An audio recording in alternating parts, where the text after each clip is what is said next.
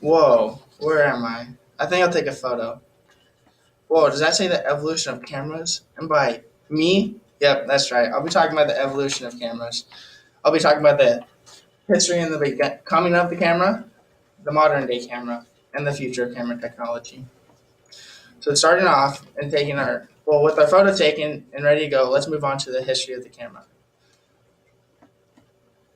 So the first camera ever made or heard of was the camera obscura. Camera obscura was like a box. It had little people, kind of like you see through a door, right? You see people through a door. It brings in light and reflects the image inverted onto a black wall inside the box. Typically, there's an artist in the black box tracing the photo inverted. For the beginning times, they started off with soldiers and people in like Egypt and stuff. They use that a lot there.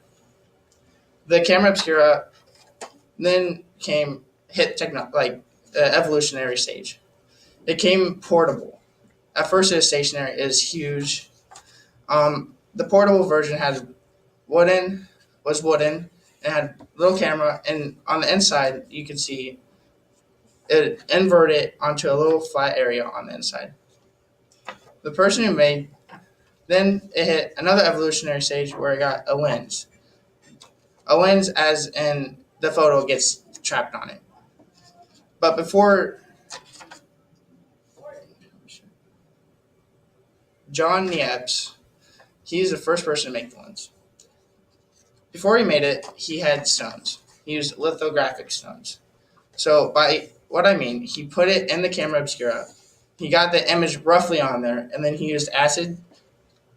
He had used bitumen varnish on the lithographic stones, and he used an acid etch to make it happen and make it more detailed. Moving on, he evolutionary again. He moved to copper and tin. He used the same acid etch, same acid etch technique as he did on lithographic stones. With this technique, he got a lot of failures. So one more time, he made it even better, and it takes a lot longer now. While the acid took about roughly 2 days, he then moved on to just letting the copper tin sit inside the camera obscura for like 5 days at a time, just to capture the image.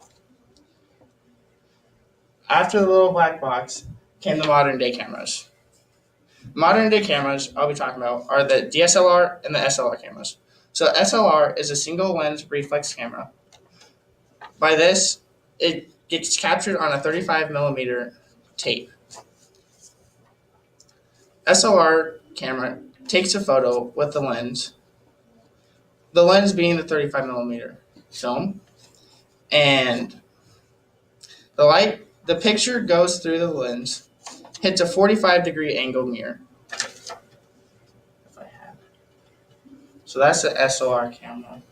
Then the DSLR. From this, it hits a 45. Okay, so going back, the picture goes through the lens, hits a 45-degree angled mirror, going up into a prism, hitting two more reflective sides, going into the eyepiece. So when you think you're taking a photo, you think it's just going black and it's just just don't see anything. Well, actually, the mirror, the 45-degree mirror, with the technological advances, it slides up. So the image goes straight to the film, hitting and capturing it right away.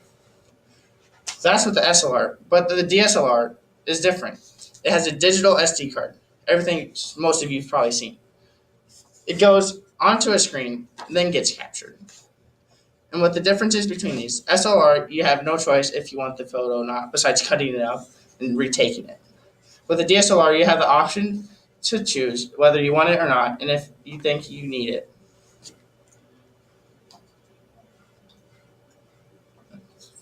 And then the SD. Moving on to the future of the camera.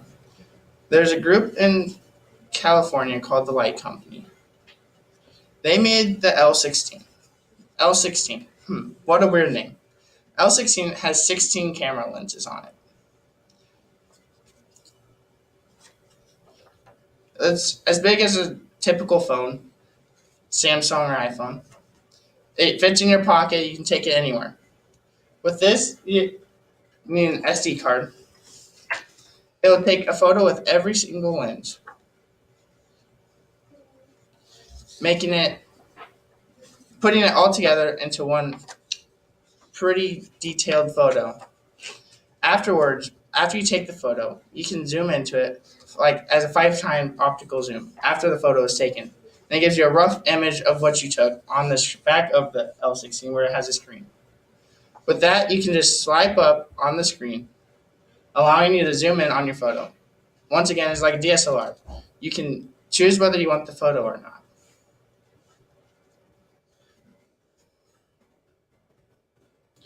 The differences between the L16 and the DSLR and SLR cameras. This has a 52 megapixel camera or picture that it takes. And for a DSLR, it's only 30. So that's a big difference there. And then think about your phone. It only has a 12 megapixel camera on it.